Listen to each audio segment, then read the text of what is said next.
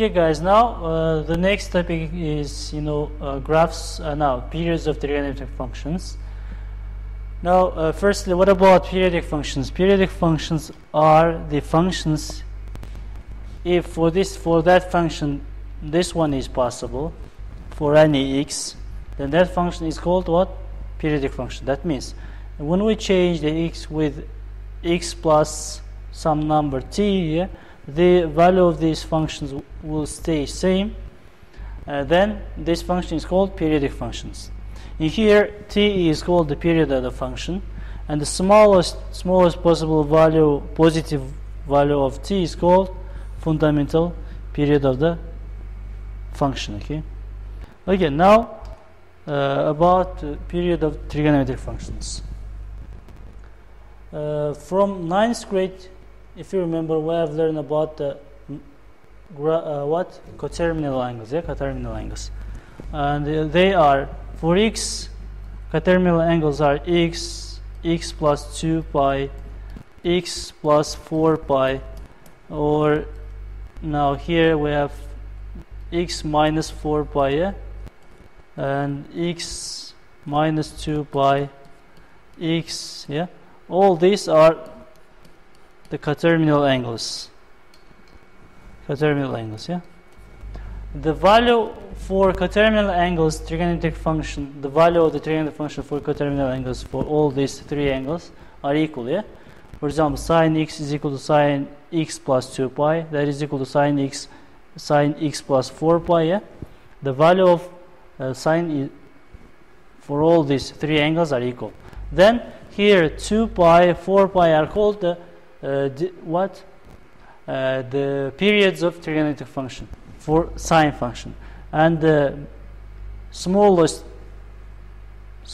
positive number, this one 2 pi, is called the fundamental period of sine function, this one. And the fundamental period of cosine function is same with the sine function, that is 2 pi. And what about tangent and cotangent? You know that tangent and cotangent repeats after pi. That means the period of the period for these two functions is what? Pi. After the pi, the value of tangent and cotangent repeats. Okay, now how about the functions which are not just like this one, the basic trigonometric function, but this some more complex functions? What will be the periods of function now? Complex trigonometric function like this one, 3x. Now let's look at the graph of this function. How it looks like the graph of this function. Okay, graph of that function. Here you see the graph of sine function. Graph of the sine function. If we multiply the sine x with a number 2, for example, you know that graph of the function shrinks horizontally, shrinks 2 times, as you see in here. When it was x, it made just only one rotation, but when we multiply by 2, it shrinks to 2 times. That means it makes in here 2 rotations. If we multiply this one by 3, as you see here, it makes 3 rotations. That means the period of the function here will be not 2 pi, but what? 2 pi over 3. 2 pi over 3. That means when we to find the period of such functions, we have to divide the fundamental period of sine x by the coefficient of x. For example, look at this example. This one is cosine. The period of the cosine is what? Also 2 pi. If we multiply that by 2 pi, now for example, if cosine is 0, for the angle 0, cosine is equal to 1, and after 2 pi, cosine is equal to 1. If we multiply this by 2, as seen here,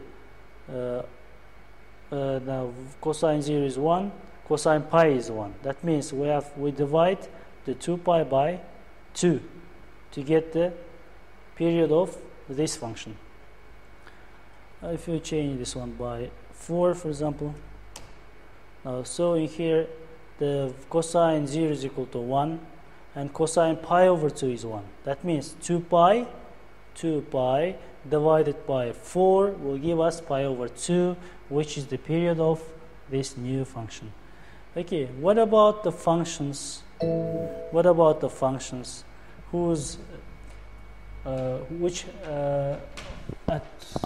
the right side where we have the trigonometric ratios with power, with the degrees, yeah? Here, this one, n. Okay, now here you see trigonometric, now sine square, this function, the degree of the sine is square, even number. That means the value of this function always will be positive. This is the graph of this function, yeah? Now, the period of this function is not 2 pi now. It's what? It's pi, yeah?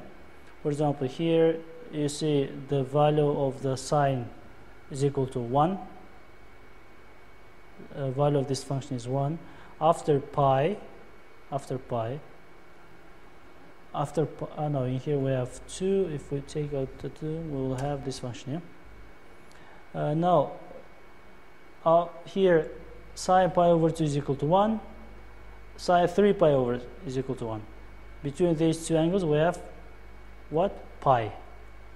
So the period of this function in where the degree is equal to 2 is what? Pi. If we multiply the now in here x by 2, now we have to divide the to find the period of this function, we have to divide pi by 2. As you see here, this here, if n is even, in our case it's 2, to find the period of the function we have to divide the pi by the coefficient of x, a coefficient of x. If n is odd, for example, if n is odd, here this is the sign here, for example 3, yeah? 3. Now the period of the function is in here 2 pi, not pi. For example, now sine this one is equal to 1 here, the value of the sine is 1, and sine also is equal to 1 in here. Now period of the function is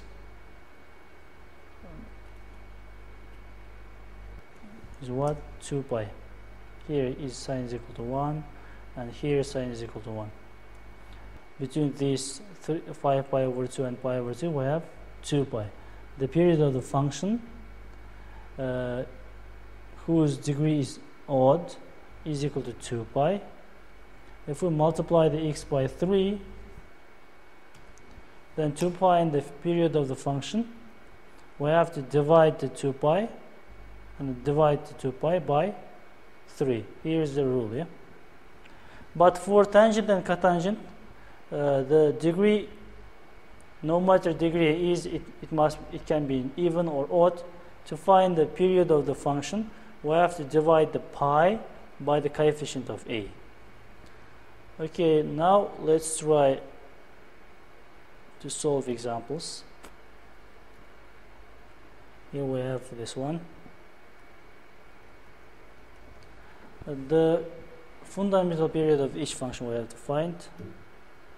Okay, now we said by the rule, if for function sine, cosine, secant, cosecant, by the rule, if the degree is even and odd, to find the period of the function, we have to divide the 2 pi by the coefficient of x. It's 8 in here. That will be pi over 4. Also we have in here this one. The degree is odd, so the period of the function will be 2 pi over 4. 2 pi over 4, that will be pi over 2.